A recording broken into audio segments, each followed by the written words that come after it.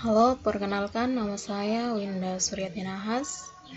Saya semester 7, program studi Pendidikan Geologi, Fakultas Ilmu Pendidikan, Universitas Timur. Di sini saya akan mempresentasikan mengenai sistem gerak.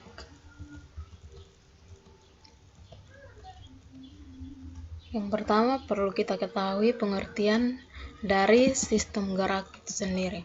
Jadi, sistem rangka adalah kumpulan tulang-tulang yang merupakan salah satu alat gerak pasif pada manusia. Dikatakan alat gerak pasif dikarenakan sistem rangka akan bergerak jika sistem otot lebih dahulu yang bekerja. Sistem rangka memiliki fungsi untuk menyimpan bahan mineral atau kalsium, tempat pembentukan sel darah, tempat melekatnya otot rangka, melindungi tubuh yang lunak dan menunjang tubuh. Terdiri dari tengkorak, tulang rusuk, tulang belakang, rangka penopang tulang bahu, rangka penopang tulang pinggul, tulang anggota badan atas dan bawah. Unsur pembentuk tulang pada manusia adalah kalsium dalam bentuk garam yang direkatkan oleh kolagen atau protein dengan struktur yang kuat. Rata-rata manusia dewasa memiliki jumlah tulang sebanyak 206 tulang.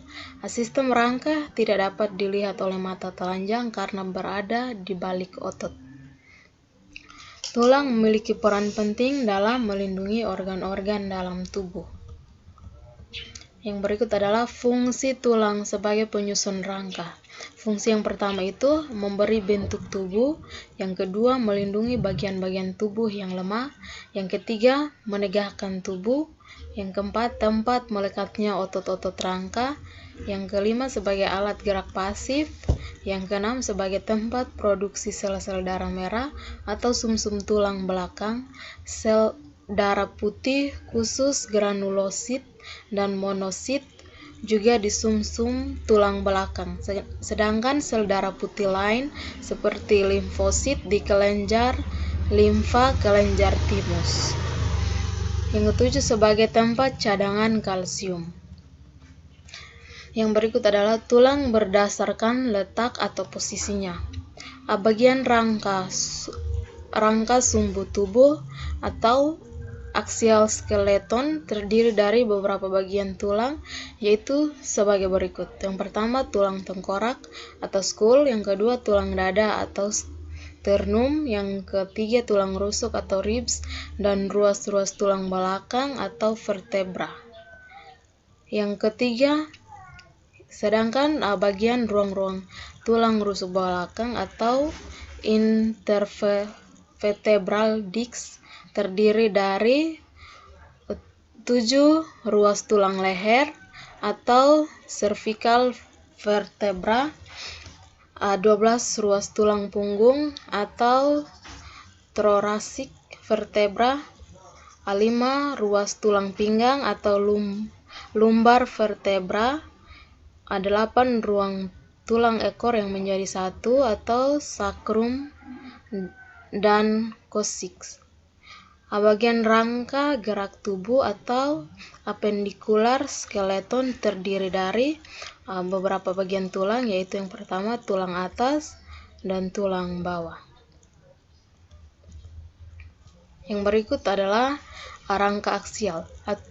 Yang pertama, tulang tengkorak atau cranium yang terdiri dari tulang tempurung kepala, tulang wajah, dan tulang telinga. Yang kedua, tulang belakang atau vertebra terdiri dari 7 ruas tulang leher atau cervical, 12 ruas tulang punggung atau thorax, 5 ruas tulang pinggang atau lumbal, 5 ruas tulang sacralis atau sacrum, dan 3 ruas tulang ekor atau coccygius. Yang ketiga adalah tulang rusuk atau costae, yang terdiri dari 7 pasang tulang rusuk sejati atau costae vera, 3 pasang tulang rusuk palsu, dan 2 pasang rusuk melayang. Tulang rusuk memiliki fungsi untuk melindungi organ dan dada seperti jantung, paru-paru, tenggorokan, kerongkongan, dan lain-lain. Yang keempat, tulang dada atau sternum yang terdiri dari tajuk pedang, hulu, dan bagian badan. Tulang dada juga memiliki fungsi untuk melindungi organ-organ dalam dada manusia. Yang berikut adalah rangka apendikular. Yang pertama, tungkai atas atau ekstremitas superior yang terdiri dari gelang bahu dan tulang tangan. Gelang bahu sendiri disusun oleh dua tulang, yaitu tulang belikat dan dua tulang selangka. Sedangkan tulang tangan terdiri dari dua tulang tangan atas dan dua tulang hasta, dua tulang pengumpil, 16 tulang pergelangan tangan, 10 tulang telapak tangan, dan 28 tulang jari tangan. Yang kedua, tungkai bawah atau ekstremitas inferior yang terdiri dari tulang panggul dan tulang kaki. Untuk gelang panggung itu sendiri disusun oleh dua tulang usus, dua tulang kemaluan, dan dua tulang duduk. Untuk tulang kaki disusun oleh dua tulang paha, dua tulang lutut, dua tulang betis, dua tulang kering, 14 tulang pergelangan kaki, 10 tulang telapak kaki, dan 28 tulang jari kaki.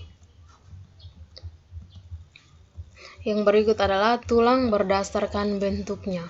Yang pertama, tulang panjang atau biasa disebut tulang pipa atau ossa longa. Tulang pipa mempunyai ukuran panjangnya yang relatif lebih besar jika dibandingkan dengan lebar ataupun tebalnya. Yang kedua, tulang pendek. Tulang pendek mempunyai ukuran panjang yang sama persis dengan lebar ataupun tebalnya. Yang ketiga, tulang pipi. Tulang pipi adalah bagian tulang-tulang yang mempunyai bentuk yang lebar tetapi pipi.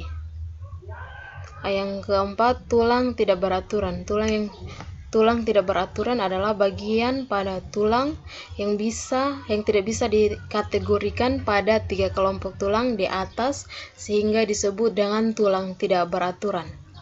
Yang berikut, tulang berdasarkan jaringan penyusunnya. Yang pertama, tulang keras.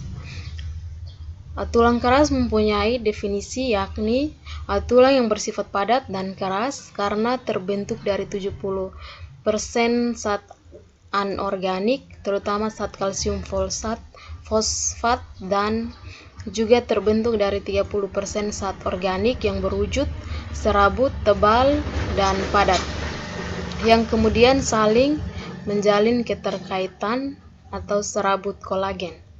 Yang kedua, tulang rawan. Pada tulang rawan tidak ada kandungan zat kristal kalsium fosfat dengan alasan karena tidak mempunyai sel osteosit. Sel sebagai penyusun tulang rawan biasanya disebut dengan sel kondrosit. Yang berikut adalah persendian dalam sistem rangka. Persendian adalah sesuatu yang menghubungkan antar tulang sehingga tulang-tulang tersebut tidak kaku. Menurut sifat geraknya, sendi dapat dibedakan menjadi yang pertama, sendi mati, yaitu sendi yang tidak memiliki celah sehingga tidak memungkinkan tulang-tulang yang dihubungkan oleh sendi ini dapat bergerak. Contohnya adalah sendi antara tulang kepala.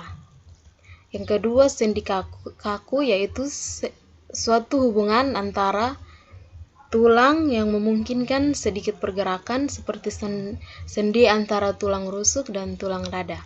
Yang ketiga, sendi gerak, yaitu suatu perhubungan tulang yang pergerakannya bebas, baik ke satu arah, dua arah, maupun ke segala arah.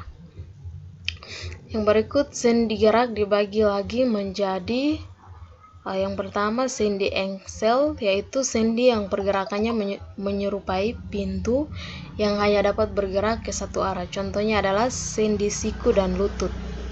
Yang kedua sendi pelana, yaitu sendi yang memungkinkan gerakan kedua arah seperti hubungan antara pergelangan tangan dan jari tangan. Yang ketiga sendi peluru, yaitu sendi yang memungkinkan pergerakan ke segala arah seperti sendi antara panggul dan paha. Sendi atau hubungan tulang belikat dan tulang lengan atas. Yang keempat sendi putar, yaitu sendi yang memungkinkan satu tulangnya berputar pada porosnya dan tulang lainnya sebagai porosnya. Contohnya adalah persendian antara tulang tengkorak dan tulang leher. Yang berikut gangguan pada sistem gerak. Gangguan yang pertama adalah osteoporosis. Osteoporosis adalah penyakit yang ditandai hilangnya massa tulang yang tidak normal dan kerusakan struktur tulang pada orang dewasa yang lebih tua. Yang kedua, osteogenesis imperfecta, yaitu penyakit ini adalah kelainan genetik yang membuat tulang patah dengan mudah. Kadang-kadang tulang patah itu alasan yang tidak diketahui.